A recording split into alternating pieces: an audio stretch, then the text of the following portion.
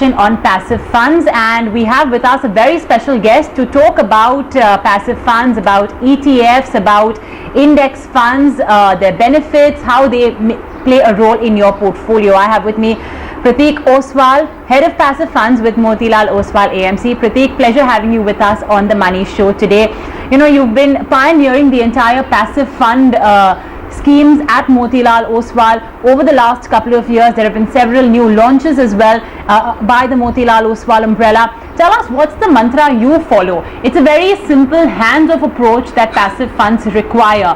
How do you at Motilal Oswal try to minimize what we call as the key parameter then to judge index funds, and that's tracking error? Great. Thanks for having me on the show.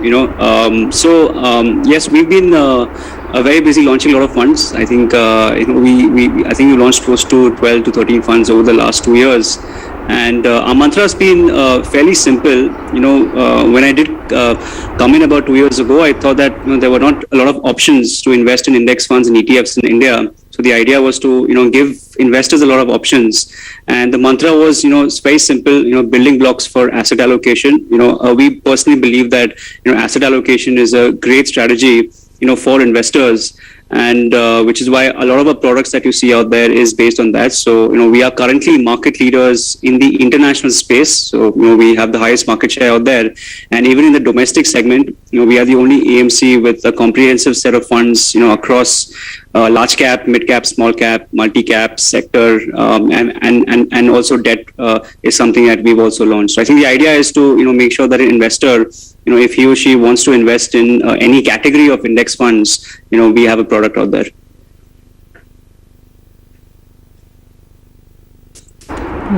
Your second question was on tracking error. What about the costs, Pratik? Because that's the key.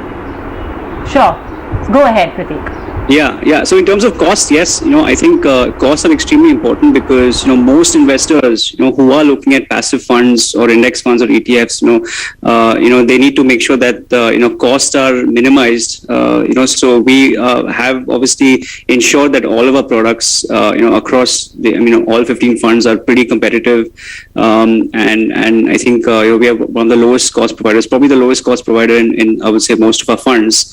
The reason why cost is also important is because the lower the cost of the fund, the lower the tracking error of the fund.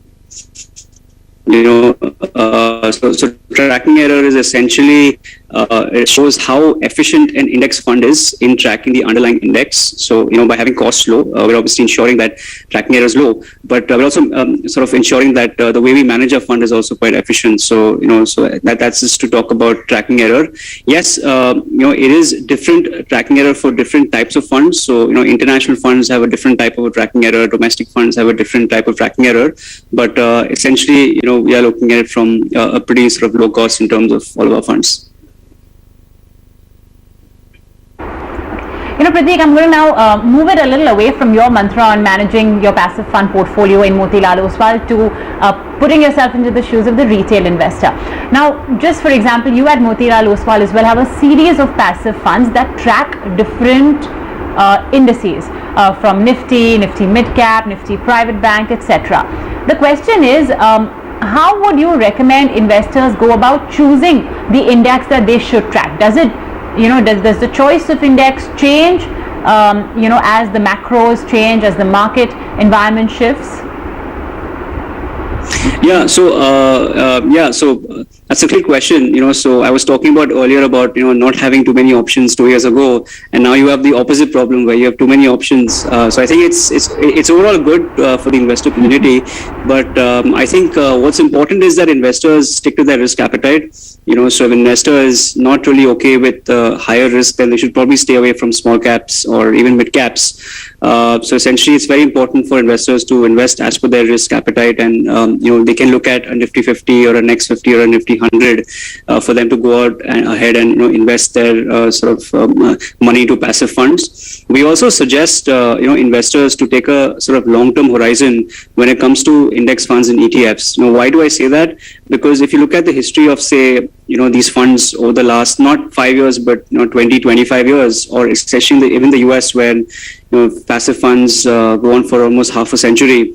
What you see is that an index fund in 2005 was very different from an index fund today. 2005 it used to be materials, industrials, oil and gas. Today it's financial services and IT. So I think what you get of an index fund is a fund which will always track the top 50 or the top 100 stocks at all times. So it's really beneficial if you're taking a call for the next 30, 40, 50 years, especially if you're a young investor. So that's pretty much what we think is the right way. And if you look at index funds as well, most people tend to believe that index funds is only Nifty 50 or Sensex, but the US has 7,000 index funds in ETFs. India, you obviously don't have that many. But you have indices across different categories. You have indices across Nifty or Sensex, which is the most simplest one, and then you have mid caps, small caps. You have sector index funds in ETFs. You have international index funds, and you also have commodities like gold. So ideally, today I think investors are very lucky because they get to choose from funds, passive funds across different categories.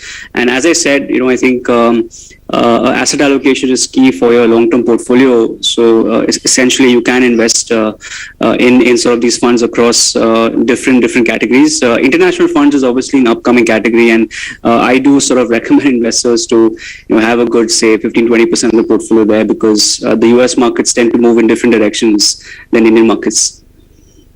Okay. Pratik, there's a belief among many retail investors. This is something that a lot of investors even ask us on our Twitter handles, on email, that and I'll quote what they literally ask us, that I understand index funds are less volatile than active funds.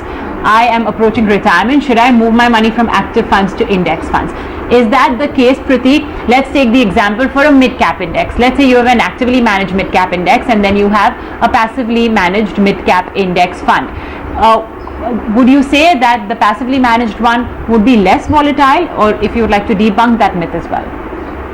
Yeah. So that's definitely a myth. It's not true. So active index funds, and ETFs, passive funds are as volatile as actively managed funds. So there's, in terms of I would say volatility, it really doesn't make a big difference whether you invest in active or passive. Yes, you can have certain strategies within passive funds that control volatility. So you have something called strategy indices, where you could invest in a low volatility passive fund, which obviously in that case, you are lowering the volatility of your overall. I think at a very generic level, both are extremely similar in terms of volatility. What's really important about, at least from what I have seen in the industry in India as well as the US, is that passive funds tend to be a lot more consistent when it comes to risk. So the risk profile of a Nifty mid-cap index today versus 10 years ago would be, to be honest, exactly the same, because you're running the same strategy. Whereas the risk of, say, an actively managed mid-cap fund may change over time. The fund manager might have a different strategy 10 years ago versus today. So I think, if you're looking at risk, I think people should also talk about the consistency of risk profile, which as I said, is a lot higher in passively managed funds.